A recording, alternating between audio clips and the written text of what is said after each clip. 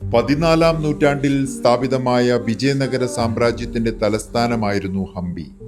ദക്ഷിണേന്ത്യയിൽ ഏറ്റവും വലിയ സാമ്രാജ്യങ്ങളിൽ ഒന്നായ വിജയനഗരം വ്യാപാരത്തിലും സംസ്കാരത്തിലും ലോകത്തിന് മാതൃകയായിരുന്നതാണ്. ഒരിക്കലിവിടെ സ്വർണം, രത്നങ്ങൾ, സുഗന്ധദ്രവ്യങ്ങൾ, കുതിരകൾ വരെ വ്യാപാരത്തിന്റെ ഭാഗമായി വന്നിരുന്നു.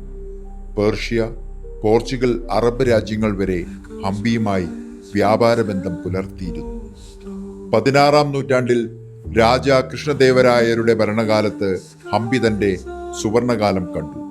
ക്ഷേത്രങ്ങൾ, കൊട്ടാരങ്ങൾ, വിപണികൾ എല്ലാം കലയുടെ ശില്പത്തിന്റെ ശക്തിയുടെ ഉദാഹരണങ്ങളായിരുന്നു. പക്ഷേ 1565-ലെ താളിക്കോട്ട യുദ്ധത്തിന് ശേഷം നഗരത്തിന്റെ മഹത്വം ഇടിഞ്ഞു. കൊട്ടാരങ്ങൾ തകർക്കപ്പെട്ടു, വിപണികൾ ശൂന്യമായി.